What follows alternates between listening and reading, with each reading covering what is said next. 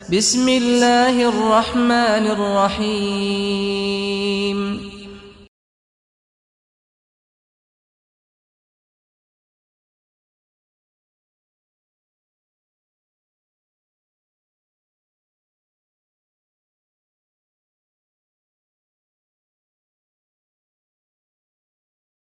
الحمد لله نحمده ونستعينه ونستغفره ونؤمن به ونتوكل عليه ونعوذ بالله من شرور أنفسنا وسيئات أعمالنا من يهد الله فلا مضل له ومن يضلل فلا هادي له وأشهد أن لا إله إلا الله وحده لا شريك له وأشهد أن محمدا عبده ورسوله أرسله بالحق بشيرا ونذيرا وداعيا إلى الله بإذنه وسراجا منيرا أما بعد فإن خير الحديث كتاب الله وخير الهدي هدي محمد صلى الله عليه وسلم وشر الأمور محدثاتها وكل محدثة بدعة وكل بدعة ضلالة وكل ضلالة في النار. فقد قال الله تبارك وتعالى في كلامه المجيد: أعوذ بالله السميع العليم من الشيطان الرجيم. بسم الله الرحمن الرحيم. يا أيها الناس اتقوا ربكم الذي خلقكم من نفس واحدة وخلق منها زوجها وبث منهما رجالا كثيرا ونساء واتقوا الله الذي تساءلون به والأرحام إن الله كان عليكم رقيبا. يا أيها الذين آمنوا اتقوا الله حق تقاته ولا تموتن إلا وأنتم مسلمون. يا أيها الذين آمنوا اتقوا الله وقولوا قولا سديدا يصلح لكم أعمالكم ويغفر لكم ذنوبكم ومن يطع الله ورسوله فقد فاز فوزا عظيما. وقال الله سبحانه وتعالى: قال رب السجن أحب إلي مما يدعونني إليه وإلا تصرف عني كيدهن أصب إليهن وإني من الجاهلين وأكن من الجاهلين. معزز حاضرین، پردہ نشین خواتین،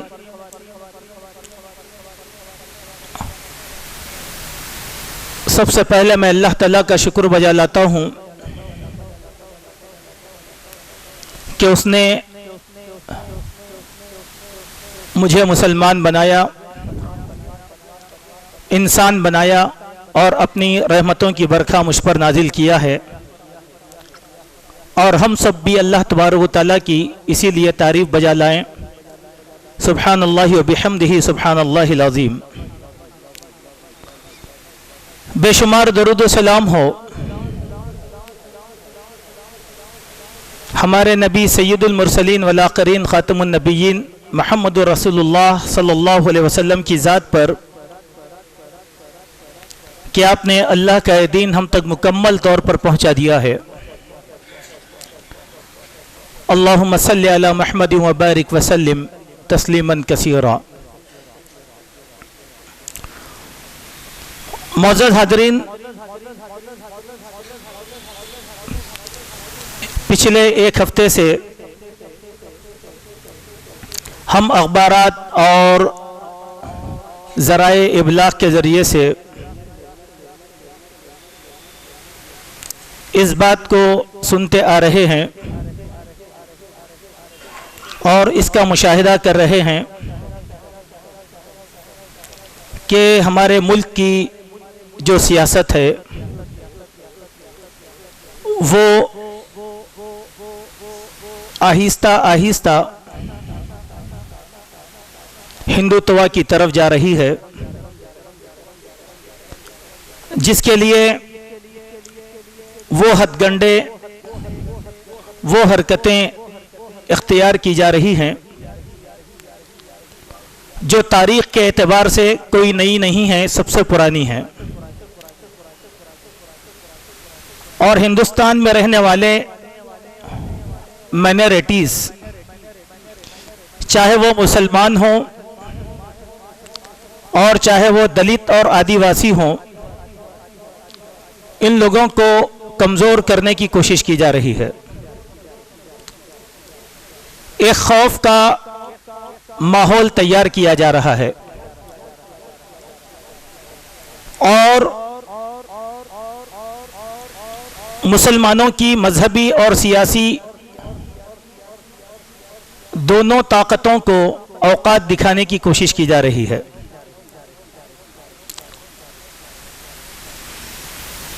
اسی لیے ہم نے یہ دیکھا ہے کہ سب سے پہلے مسلم سیاستدانوں کا عرصہ حیات تنگ کیا گیا۔ یو پی کے قداور سیاسی نیتا اعظم خان صاحب کے ساتھ جو سلوک کیا گیا، اس کی جتنی مذمت کی جائے وہ کم ہے۔ اور اسی طریقے سے عتیق احمد صاحب کے ساتھ جو سلوک اختیار کیا گیا، اور دوسرے جو سیاستدان گزرے ہیں ان لوگوں کے ساتھ جو سلوک روا رکھا گیا، اور حال ہی میں ہمارے شہر کے معزز ایم پی جناب اسد الدین اویسی صاحب کے گھر پر جو حملہ کروایا گیا، دراصل یہ چیز سیاسی طاقت کو آئینہ دکھانے کے مترادف ہے، اور اس کے ذریعے سے مسلمانوں کو یہ پیغام دیا جا رہا ہے کہ بس تمہاری اوقات اتنی ہی ہے۔ اور دوسری جانب مذہبی قائدین کے ساتھ جو روش اختیار کی جا رہی ہے، اس کا اثر بلا شبہ بلا مسلک و ملت کے تمام مسلمانوں کے اوپر حاوی ہوا کہ اچانک مولانا کلیم صدیقی کی جو گرفتاری عمل میں آئی، اور ان کے ساتھ منی لانڈرنگ کے ساتھ ساتھ ملک میں دعوت و تبلیغ ارشاد کا کام کرنے اور بالجبر مذہب قبول کرانے کے جو الزامات لگا کر اس بوڑھے انسان کو، جس کی عمر 75 سے زائد نکل چکی ہے، اس کو قید کر دیا گیا ہے۔ یہ ایک چھوٹی بات نہیں ہے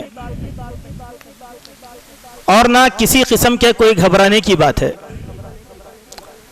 یقیناً جو لوگ یہ سمجھتے ہیں کہ اس کے ذریعے سے ہم خائف ہو جائیں گے، ہم ڈر جائیں گے یا ہماری اسپرٹ رک جائے گی، تو یہ سب سے بڑی خام خیالی ہے۔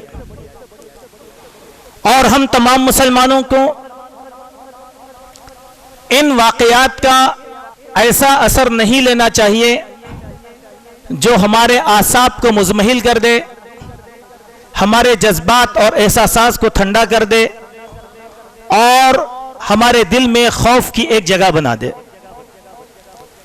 چونکہ تاریخ کے اعتبار سے ہم یہ جانتے ہیں کہ ہمیشہ سے ایسا ہوا ہے اور ہمیشہ ایسا ہوتا رہے گا۔ ایک سیاستدان کے چلے جانے سے مسلم سیاست ختم نہیں ہو جائے گی، یہ ایک عالم کے قید کر دیے جانے سے سارے علماء قید نہیں ہو جائیں گے، بلکہ اللہ تبارک و تعالیٰ کو جب ضرورت محسوس ہوگی تو اللہ تبارک و تعالیٰ بہت سے لوگوں کو اٹھا کھڑا کرے گا۔ اس کی سیاست کو سمجھنے کی ضرورت ہے۔ ایک جملہ میں نے آپ کے سامنے کہا کہ اس معاملے میں بلا کسی تفریق مسلک و ملت کے تمام مسلمانوں کو سنجیدگی کے ساتھ اپنے حالات کا جائزہ لینا چاہیے، اور وہ لوگ جو دعوت اللہ میں لگے ہوئے ہیں، دراصل ان کی اسپرٹ پر پابندی لگانے کے لیے یہ حرکتیں کی گئی ہیں. حالانکہ ایسی بات نہیں ہے کہ بالجبر نہ اسلام نے کسی مسلمان کو قبول کیا اور نہ بالجبر کسی مسلمان حکمران نے طاقت کے زور پر کسی کو مسلم بننے پر مجبور کیا. یہ ہمارے دین میں ہے ہی نہیں، چونکہ ہمارا یہ دین اصول کا دین ہے. اللہ تبارک و تعالیٰ نے فرمایا لا اکراہ فی الدین، دین میں کوئی زبردستی نہیں ہے. اور ہمارے ملک کا قانون ہمیں یہ اجازت دیتا ہے کہ ہر مذہب، ہر ذات، ہر برادری والا اپنے اپنے مذہب کی تعلیمات کو اغیار کے سامنے پیش کر سکتا ہے. یہ ہمارے ملک کا قانون ہے. کوئی چاہے تو مذہب کے دروازے کھلے ہیں، وہ آ سکتا ہے. بالجبر کے معنی کیا ہے؟ ان عقل کے گاڑوں کو ایک بات یہ سمجھ میں نہیں آتی کہ 1000 سال تک ملک پر مسلمانوں کی حکمرانی تھی. 1000 سال تک جب تعداد میں ہم مائنورٹیز ہی تھے، کبھی مسلمان میجورٹی میں نہیں آیا. ملک کے اندر طاقت ہماری تھی، سکہ ہمارا تھا، قوت ہماری تھی، فوج ہماری تھی. کوئی ایک ایسی مثال تو بتاؤ کہ کسی مسلم حکمران نے بالجبر کسی کا مذہب تبدیل کرایا ہو.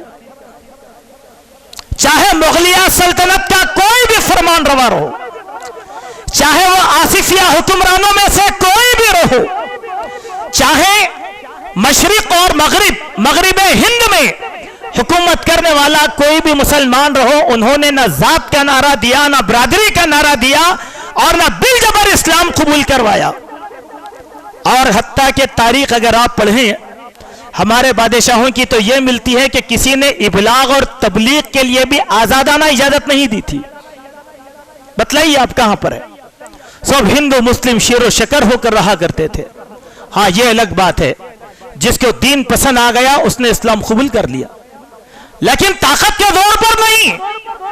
اور وہ سارے کے سارے لوگ ملک کی نیک نامی کا ذریعہ بنے، بدنامگی کا ذریعہ نہیں بنے. نہ ہمارے دین میں زبردستی ہے اور نہ ہمارا دین زبردستی پسند کرتا ہے. میں آج کے اس خطبے کے ذریعے سے چند تاریخی واقعات آپ کے سامنے رکھنا چاہتا ہوں، جس سے ان لوگوں کا حوصلہ بنے جو اللہ کے دین کی اشاعت کے لیے محنت کرتے ہیں. ان حالات سے انہیں گھبرانے اور فکر کرنے کی ضرورت نہیں ہے. قرآن پڑھیے تو ہم بات یہاں سے شروع کریں گے کہ حضرت یوسف علیہ السلام کو ایک ایسے الزام کے تحت جیل میں جانا پڑا جس گناہ کو کرنے کا وہ تصور تک نہیں کیا کر سکتے تھے. بادشاہ نے 2 آپشن ان کے سامنے رکھا. کہا جیل میں چلے جاؤ، تمہاری عزت بھی سلامت، میری عزت بھی سلامت. تو یوسف علیہ السلام نے کیا کہا؟ قال رب السجن احب الی، کہ اے میرے بادشاہ مجھے جیل پسند ہے، مجھے تم جیل میں ڈال دو، مگر یہ الزام میرے سر پر پسند نہیں ہے کہ میں نے کسی عورت کو بہکایا ہو. یہ الزام مجھے پسند نہیں ہے. اس سے بہتر ہے کہ مجھے جیل میں ڈال دو، چونکہ تمہارا مطالبہ بھی یہی ہے. جیل میں ڈال دیے گئے یوسف علیہ السلام. ایک طویل عرصے تک جیل میں رہے. لیکن کیا دین ختم ہو گیا ایک نبی کے جیل میں جانے سے؟ نہیں. وہاں سے دین کی ایک نئی اختراع شروع ہوئی. کہا جیل کے ساتھی بڑی بے راہ روی کا شکار ہیں. 2 لوگ آئے، خواب کی تعبیر پوچھا، خواب کی تعبیر بتا دیا، پھر عرصے حیات تک جیل میں رہے، لیکن اپنے دعوت مشن کو ختم نہیں کیا، خوف نہیں کھائے. جیل کے ساتھیوں میں دعوت توحید پیش کیا. کہا ارباب متفرقون خیر ام اللہ الواحد القہار، کیا ایک معبود برحق بہتر ہے؟ کیا یہ چنندہ معبود برحق جس کو تم نے تراش لیا یہ بہتر ہے؟ دعوت دیا، تبلیغ کیا، اشاعت کیا، لیکن دعوت کا کام نہیں چھوڑا۔ اس سے معلوم کیا ہوا؟ دائی جہاں کہیں بھی رہتا ہے، مسلمان جہاں کہیں بھی رہتا ہے، حالات سے خوف نہیں کھاتا، نہ حالات سے سمجھوتا کرتا ہے، بلکہ جس کام کے لیے اللہ نے اس کو پیدا کیا وہ کام متواتر طور پر کرتا چلا جاتا ہے۔ توحید کی اشاعت ہوئی، بادشاہ نے خواب دیکھا، یوسف علیہ السلام کے پاس خواب کی تعبیر لے کر آئے، یوسف علیہ السلام نے خواب کی تعبیر بتایا، پھر بادشاہ نے کہا کہ چلو یوسف تم آ جاؤ، میں تم کو اپنا مقرب بنا لوں گا۔ یوسف نے پہلا سوال کیا، ان عورتوں کا کیا ہوا جن کا الزام میرے سر لگایا گیا؟ پہلے اس کا فیصلہ کرو، بعد میں جیل کی رہائی۔ یعنی اپنے اوپر لگائے گئے الزام کے پاک اور صاف ہونے کو نبیوں نے ترجیح دی، لیکن حالات سے سمجھوتا کرنا مناسب نہیں سمجھا۔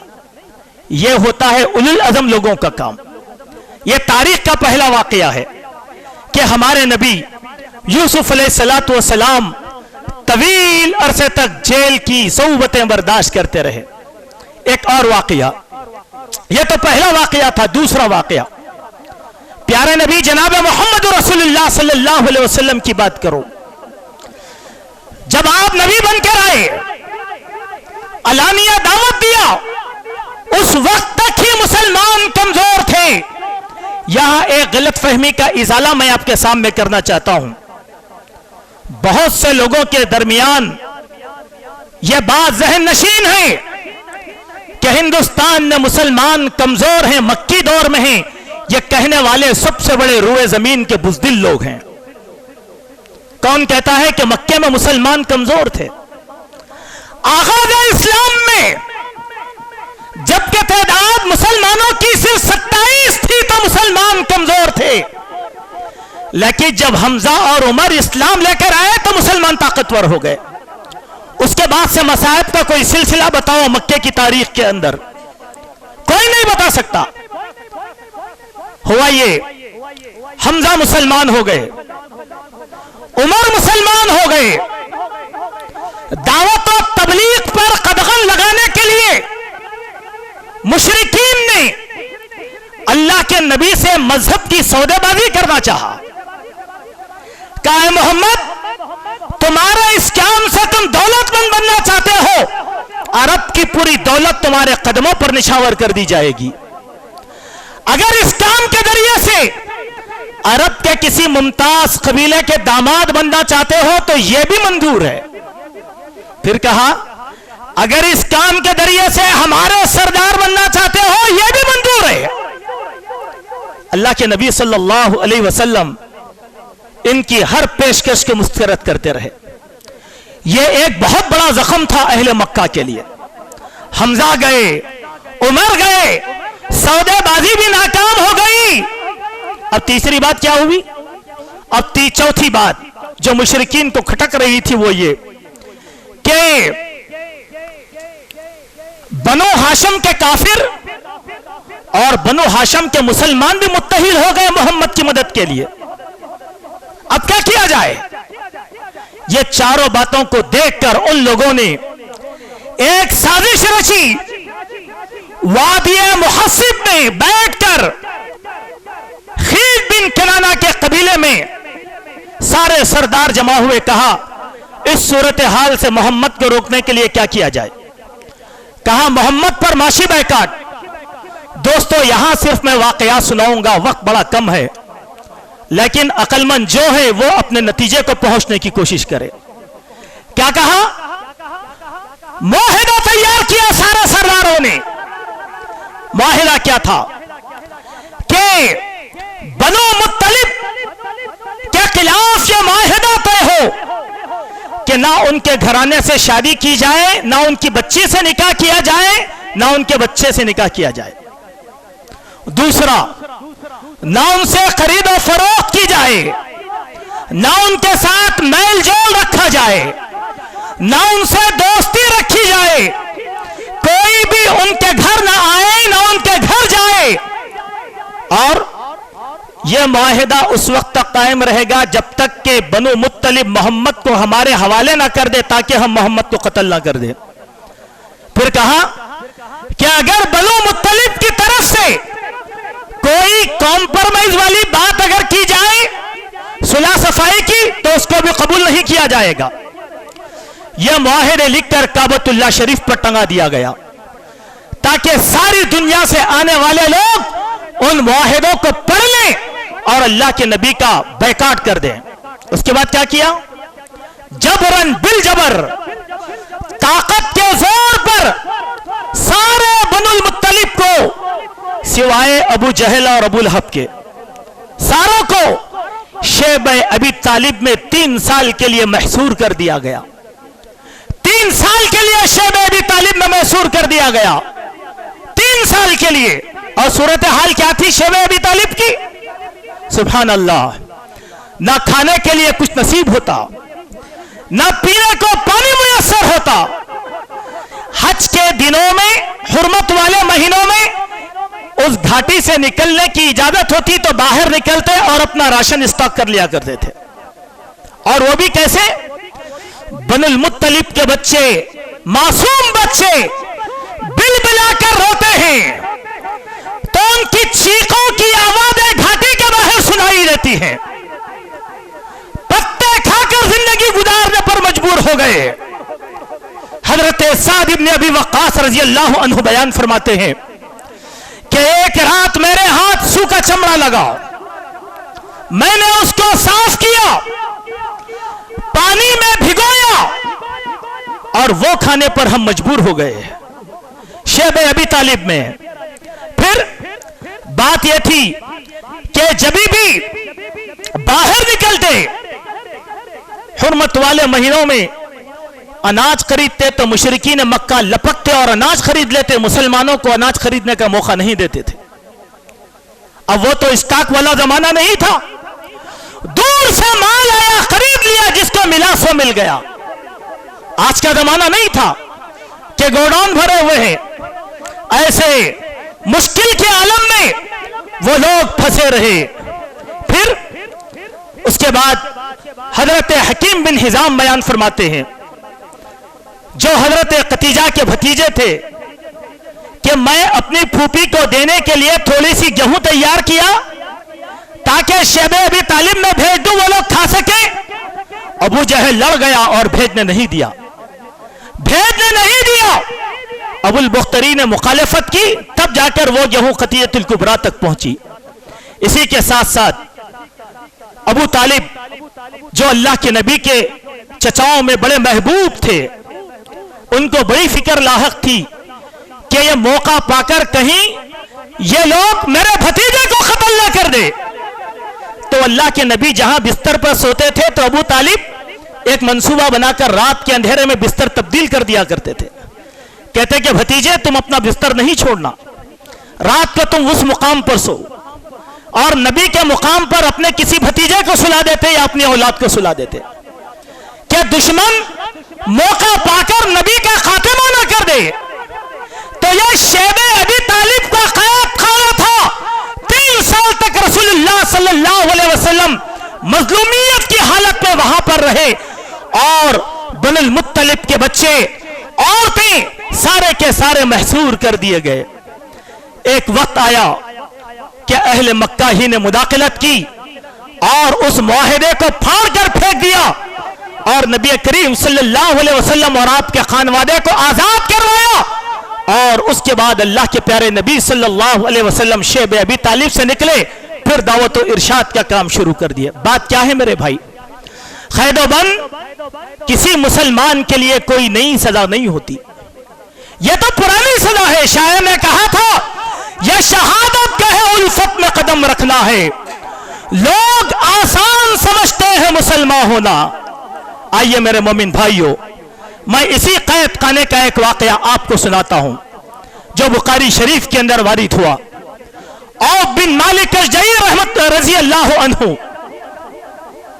ان کو رومیوں نے گرفتار کر لیا اور ان کی والدہ دوڑی دوڑی نبی کے پاس آئی، کہنے لگی یا رسول اللہ عوف گرفتار کر لیا گیا ہے.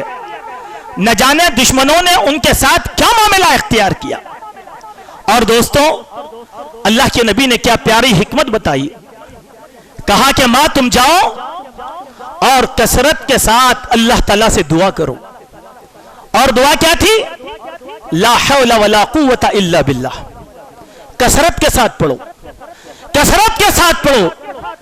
ادھر وہ قید خانے میں ہیں اور ماں دس بدعا ہے اللہ کے حضور میں لا حول ولا قوت الا باللہ پڑھ رہی ہے. نتیجہ کیا نکلا؟ اللہ کی طرف سے عوف بن مالک اشجعی کی بیڑیاں ٹوٹ گئی ہیں، وہ آزاد ہو گئے. رات کے اندھیرے میں دشمن کے اونٹ ہانک کر نبی کی خدمت میں حاضر ہو گئے. ماں بیٹے کو لے کر نبی کے پاس گئی اور کہنے لگی یا رسول اللہ یہ میرا بیٹا عوف. عوف نے پورا ماجرا سنایا قید کا. تو یہ قید خانہ کوئی ہمارے لیے نیا نہیں ہے، یہ تو قید خانہ ہے جس میں بیٹھ کر صحابہ کرام نے توحید کا کام کیا، ارشاد کا کام کیا، تبلیغ کا کام کیا، رب کی رضامندی کا کام کیا. اور جس قید خانے میں موحد ہوتا ہے وہاں پر ایسے ہی ہوتا ہے. موحد جہاں ہوتا ہے وہاں ایسے ہی صورتحال. حضرت قبیب رضی اللہ عنہ کا واقعہ پڑھو. بنو عامر کے بیٹوں نے قید کر لیا، موت کا گھاٹ اتار دیا، لیکن وہ اپنی جگہ سے ٹس سے مس نہیں ہوئے. اسلاف کے کئی واقعات سیرت کے اندر بیان کیے گئے ہیں. میں ایک واقعہ ہر واقعہ میں سرسری آپ کے سامنے رکھ رہا ہوں.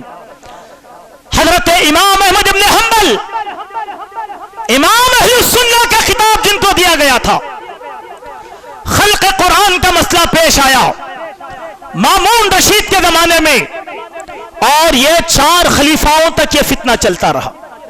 وہ کیا تھا کہ قرآن اللہ کا کلام ہے یا اللہ کی مخلوق ہے. جو بھی کہتا قرآن مجید اللہ کا کلام ہے قید و زندہ کی نظر کر دیا جاتا، اور جو کہتا کہ قرآن مخلوق ہے اس کو آزاد کر دیا جاتا. بڑے بڑے جلیل القدر علماء اور مجتہدین اور فقہا اس فتنہ کی زد سے گزرے. کچھ لوگوں نے اقرار کیا، کچھ لوگوں نے سینہ سپر ہو کر کہہ دیا کہ القرآن کلام اللہ، قرآن اللہ کا کلام ہے، قرآن اللہ کا کلام ہے. اور ان ثابت قدم رہنے والے لوگوں میں اصحاب سیر نے 4 لوگوں کے نام لکھا ہے. پہلا امام احمد بن حنبل کا، اور دوسرا محمد بن نوح کا، اور تیسرا القواریری کا، اور چوتھا سجادہ ایک نام آیا ہے ان کا نام. یہ ثابت سینہ سپر ہو کر ثابت قدمی کے ساتھ لڑتے رہے. مامون رشید کا زمانہ ہے. ان 4 کو رسیوں سے کس دیا گیا، بیڑیوں میں جکڑ دیا گیا، تاکہ ترتوس بادشاہ کے مقام پر روانہ کر دیا جائے. جب ان 4 کو لے کر جایا جا رہا تھا، راستے میں ان کو لالچ دی گئی کہ دیکھو ابھی بھی اپنے موقف سے انحراف کر لو، آزاد کر دیے جاؤ گے. ان 4 میں سب سے پہلے سجادے نے ان کے موقف کو اختیار کر لیا کہ قرآن مخلوق ہے، کلام اللہ نہیں ہوتا. اس کی بیڑیاں کھول دی گئی، آزاد کر دیا گیا. پھر یہ تینوں کو لے جایا گیا اور راستے میں قواریری کو لالچ دی گئی، اور قواریری بھی یہ لالچ میں آ گئے، ان کو بھی قید و بند سے آزاد کر دیا گیا. تیسرے یہ دونوں کو ترتوس کی طرف بھیجا گیا، لیکن دوران سفر محمد بن نوح کا انتقال ہو گیا. وہ داعی اجل کو لبیک کہے، یہ تینوں افراد کا خاتمہ ہو گیا. اسی دوران مامون رشید کا انتقال ہو گیا. خبر عام ہو گئی. مامون مرتے مرتے اپنے بھائی معتصم کو وصیت کر کے مرا، یہ فتنہ جاری رہے، یہ سلسلہ جاری رہے کہ قرآن اللہ کا کلام نہیں مخلوق ہے. آنے والی نسلوں میں اس نظریے کو عام کرتے رہو. وہ قائم کرتا رہا. حضرت امام احمد بن حنبل رحمت اللہ علیہ اپنا موقف لے کر اڑے رہے کہ نہیں، قرآن اللہ کا کلام ہے، یہ مخلوق نہیں ہوتا. قید و بند کی نظر کر دیا گیا. اور اصحاب سیر نے کیا لکھا؟ جو جلاد احمد ابن حنبل پر مسلط کیے گئے، جو کوڑا لے کر امام احمد ابن حنبل کو مارا کرتے کرتے تھے اللہ کی قسم اگر وہ ایک کوڑا کسی ہاتھی پر مار دیا جاتا تو اس کے درد کو وہ برداشت نہیں کر سکتا تھا.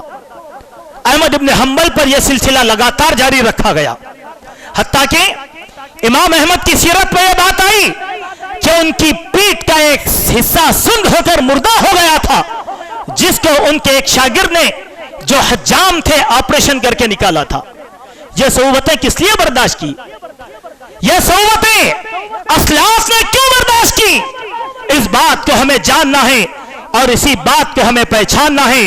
یہ قید و بند کی نظر میں آج مولانا کلیم صدیقی ہیں، لیکن جو لوگ یہ سمجھ رہے ہیں کہ بس ان پر مسئلہ ختم ہوگا، نہیں، آج وہ کل تمہاری باری ہے، کل ان کی باری رہے گی جو آج سمجھ رہے ہیں کہ محفوظ ہیں، کہہ رہے ہیں کہ اس سے ہمارا کیا تعلق ہے. دوستو ایک بات یاد رکھو، دو نظریات اگر کسی قوم میں آ جاتے ہیں تو وہ کائنات کی بدترین قوم بن جاتی ہے.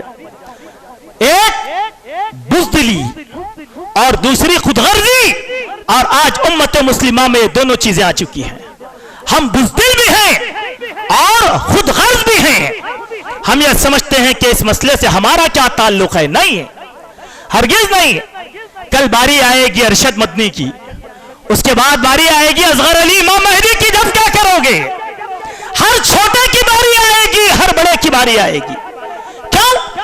انہیں معلوم ہے کہ امت مسلمہ علماء کے بغیر آگے نہیں بڑھ سکتی، لہذا علماء کے ذریعے سے خوف اٹھا دو تو یہ امت مردہ ہو جائے گی. آئیے میں ایسے ہی ایک سلف کا تذکرہ آپ کے سامنے بالاختصار رکھنا چاہتا ہوں کہ حضرت ابن تیمیہ رحمت اللہ علیہ کا واقعہ بیان کیا جاتا ہے کہ چھوٹے چھوٹے مسائل میں امام ابن تیمیہ کو کس طریقے سے قید و بند کی نظر کیا گیا تھا. ایک نہیں 10 مرتبہ قید خانے میں ابن تیمیہ کو بند کر دیا گیا. ایک اور کن مسائل میں یہ جو میں پہلا جو ان کو قید خانہ نصیب ہوا، کس جرم میں؟ کہ علماء سو نے بادشاہ وقت سے شکایت کی کہ یہ ابن تیمیہ فتویٰ دے رہا ہے کہ وہ رسول اللہ صلی اللہ علیہ وسلم سے استغاثہ کرنے کو بدعت سمجھتا ہے اور یہی پر فتویٰ دیتا ہے. استغاثہ کے معنی رسول اللہ سے مدد طلب کرنا، المدد یا اللہ چھوڑ کر المدد یا رسول اللہ کہنا، یہ فتویٰ دیتا ہے ابن تیمیہ. نتیجتاً کیا نکلا کہ ابن تیمیہ کے سامنے شرائط رکھے گئے، مصر سے دمشق چلے جاؤ، پہلی شرط. دوسری شرط یا قاہرہ یا اسکندریہ میں آباد ہو جاؤ، یا تیسری شرط کہ تم سیدھے سیدھے قید خانے میں چلے جاؤ. ابن تیمیہ نے کہا کہ مجھے قید خانے میں بھیج دو.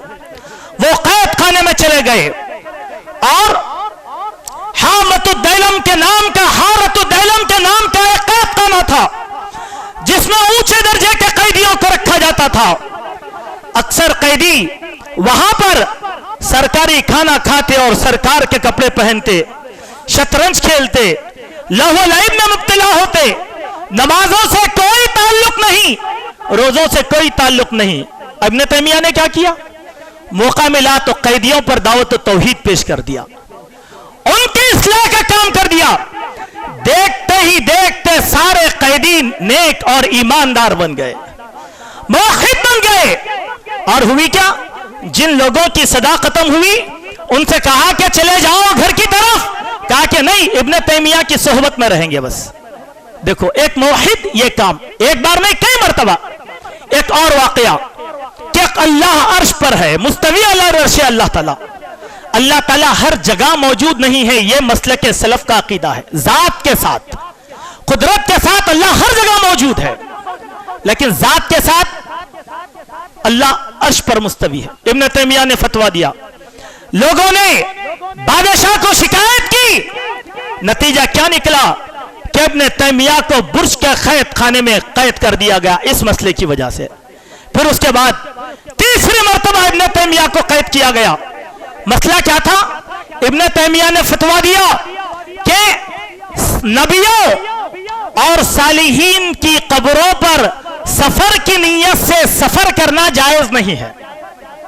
मसले की नौयत समझो कि बरकत, ताज़ीम और तकरीम की नीयत से अंबिया और मुरसलीन की कब्रों पे जाना यह भी जायज नहीं है। अब यह फतवा इतना आम हो गया कि बादशाह वक्त तक शिकायत कर दी गई। बादशाह ने इब्ने तैमिया को फिर कैद में डाला, मगर इन झूठों ने क्या कहा, इब्ने तैमिया फतवा देता है कि नबियों और सालिहीन की कब्रों पे ना जाए। ताज़ीम और तकरीम का लफ्ज़ उड़ा दिया, जैसे आज हमारे उलमा सू करते हैं कि अहले हदीस गुस्ताख रसूल है। क्या गुस्ताखी की, साबित ही नहीं कर सकते। एक जुमला गुस्ताख रसूल, क्या गुस्ताखी की? यह वाहिद मनहज कुरान और सुन्नत के अलावा तीसरी किसी बात को मानने भी तैयार नहीं है, फिर गुस्ताख रिसालत कहां पर? इब्ने तैमिया को फिर कैद खाने में डाल दिया गया। जब इब्ने तैमिया कैद खाने में जा रहे थे तो कुरान की आयत, सूरह हदीद की आयत नंबर 13 पढ़ते हुए कैद खाने में दाखिल हो गए। फिर उसके बाद एक नया फरमान जारी हुआ कि जो भी इब्ने तैमिया के मनहज को इख्तियार कर लेगा उसको भी कैद खाने में डाल लिया जाएगा। इस मसले में जाते जाते इब्ने तैमिया के शागिर्द इमाम इब्ने क़य्यिम बाहर छूट गए थे। शेख जेल में थे, अब यह फतवे देना शुरू किए, फिर कोहराम मच गया। इब्ने क़य्यिम को भी जेल में डाल दिया गया। तो मेरे दोस्तों, आज के इस खुतबे में जो बात मैं आपके सामने रखना चाहता हूं यही है कि कैद खाना हमारे लिए कोई नई बात नहीं है। इससे डरने और बुज़दिली की कोई जरूरत नहीं है।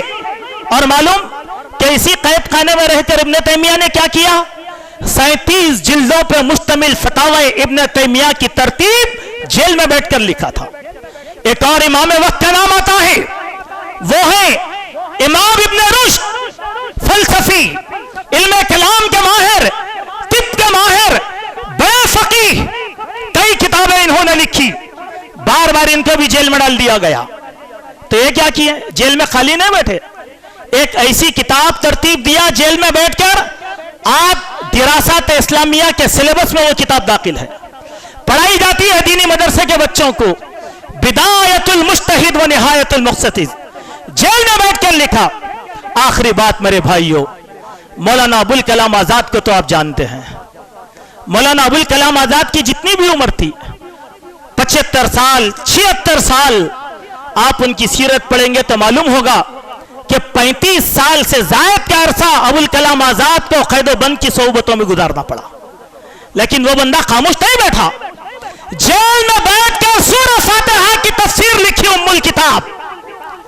जेल में बैठकर 130 किताबों का नजराना उम्मत मुस्लिमा को दिया। जेल हमारे उलमा के लिए नई बात नहीं होती, बहुत पुरानी बात है। अगर आप पढ़कर देखेंगे, इन नकल के गाड़ों को समझाओ कि उलमा के कैद बंद की सोबतें बर्दाश्त करने की वजह से ही मुल्क अंग्रेजों से आजाद हुआ था। 75 साल, 175 साल तक उलमाए सालहपुर ने वतन की लड़ाई लड़ी थी, काले पानी की सजा भुगती, रंगून भेज दिए गए, बर्मा के कैद खाने में डाल दिए गए। और कैद खाने भी कैसे? कब्र के मानिंद, 2 फीट चौड़े और 4 फीट लंबे। सालों साल तक उसी में वो लोग जो है जिंदगी बसर करते रहे। कैदे बामशक्कत की सजाओं में खून के पेशाब करते थे हमारे असलाफ। किसके लिए? मुल्क के लिए, वतन के लिए।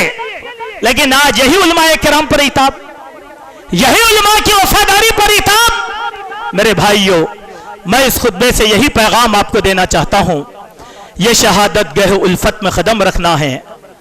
लोग आसान समझते हैं मुसलमान होना, अगर आने वाले हालात से कोई भी इंसान बुज़दिल होता है, खुदगर्ज होता है या हालात से समझौता करना चाहता है, तो वो वक्त का मुनाफिक शुमार किया जाएगा, वक्त का मुनाफिक शुमार किया जाएगा। आज हमारे मुल्क में हमारे आईन ने हमको इजाजत दी है कि हम इसके खिलाफ आवाज़ बुलंद कर सकते हैं। हमारे लिए जरूरी है कि हम आवाज़ बुलंद करें। क्या करेंगे? ज्यादा से ज्यादा मौत की सजा, अगर इल्जाम साबित हो, उससे बढ़कर क्या होगा? मरना तो है, पैदा हुआ मरने के लिए। और आपको एक बात बताता चलूं, यह इतने आसान मामलों का मसला नहीं है। بلکہ اس کے ذریعے سے یہ ملک میں اسلام کی تشریح کو روکنا چاہتے ہیں، اسلام کے پھیلاؤ پر قدغن لگانا چاہتے ہیں کہ کوئی آدمی مسلمان نہ ہو۔ اسی لیے میرے بھائیوں، دور رس نتیجے ہم لوگوں کو نکالنا ہے، اور ہم اپنی جگہ سنجیدہ رہیں اور کتابوں کا مطالعہ کریں، اسلاف کی تاریخ سے ہم اپنے حوصلوں کو بلند کریں۔ بیکار کی گفتگو، بیکار کے ویڈیوز، ہمارے بچوں کو بہت زیادہ جنون چڑھا ہوا ہے، کیا کیا کی ویڈیو بناتے چلے جا رہے ہیں۔ مت بنائیے ایسی چیزیں جس سے انتشار اور جو ہے فتنہ عام ہو سکتا ہے۔ اللہ تبارک و تعالیٰ نے اس سے منع کیا۔ یہ چند باتیں تھیں جس کو میں نے آپ کے سامنے اشارتاً رکھنے کی کوشش کیا۔ اللہ تبارک و تعالیٰ سے دعا ہے الہ العالمین ہم سب کو اسلام پر ثابت قدمی نصیب فرما، قرآن اور سنت پر استقامت نصیب فرما۔ ہمارے دلوں کو اے اللہ تیری اطاعت اور بندگی کے لیے پھیر لے۔ اے اللہ ہمارے دلوں سے بزدلی کو ختم فرما۔ اے اللہ ہمارے مزاجوں سے خود غرضی کو ختم فرما۔ یا رب العالمین تیرے دین کے لیے جینے اور تیرے دین کے لیے مرنے کی توفیق عطا فرما۔ اے اللہ قید و بند کی صعوبتیں برداشت کرنے والوں کی رہائی کے اسباب کو آسان فرما۔ اے اللہ مولانا کلیم صدیقی اور ان کے ساتھیوں کی رہائی کے اسباب کو تو آسان فرما۔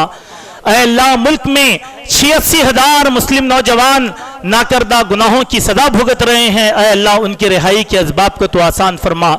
اے اللہ ہمارے جوانوں کو شعور نصیب فرما۔ اے اللہ افراط تفریح کی زندگی سے ہمارے جوانوں کی حفاظت فرما دے۔ اے اللہ ہماری دعاؤں کو قبول فرما، جب تک زندہ رکھ اسلام پر رکھ، جب ہمارا خاتمہ ہو ایمان پر ہو۔ اقول قولی ھذا استغفر اللہ لی ولکم ولسائر المسلمین۔ بسم اللہ بشہادت وسلم۔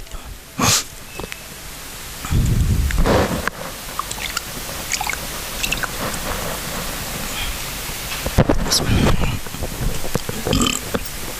اللہ ان الحمد للہ لك الحمد حمدا كثيرا طيبا مباركا ما بعد اعوذ بالله السميع العليم من الشيطان الرجيم بسم الله الرحمن الرحيم ان الله وملائكته يصلون على النبي يا ايها الذين امنوا صلوا عليه وسلموا تسليما اللهم صل على محمد وعلى ال محمد كما صليت على ابراهيم وعلى ال ابراهيم انك حميد مجيد اللهم بارك على محمد وعلى ال محمد كما باركت على ابراهيم وعلى ال ابراهيم انك حميد مجيد وصلی وسلم على جميع الانبیاء والمرسلین والملائکۃ المقربین والصحابۃ رضوان اللہ علیہم اجمعین اللهم انصر من نصر الدین واخذل من قتل الدین ودمر اعداء الدین وانصر عبادک المخلصین ربنا آتنا في الدنيا حسنة وفي الآخرة حسنة وقنا عذاب النار ربنا ظلمنا أنفسنا وإن لم تغفر لنا وترحمنا لنكونن من الخاسرين اللهم أرنا الحق حقا وارزقنا اتباعه وأرنا الباطل باطلا وارزقنا اجتنابه اللهم إنا نسألك الهدى والتقى والعفاف والغنى اللهم لا مانع لما أعطيت ولا معطي لما منعت ولا ينفع ذا الجد منك الجد